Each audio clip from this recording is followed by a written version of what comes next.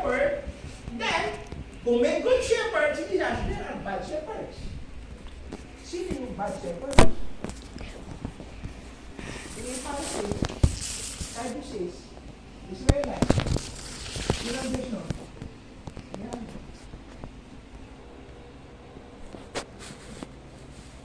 Habag-habag kayo na naghihintay sa pagdating ng araw ng Yahweh.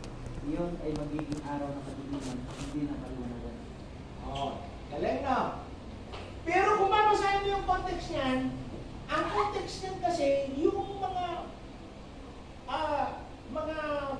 Israelites na matitigas ang ulo, na ayaw sumunod.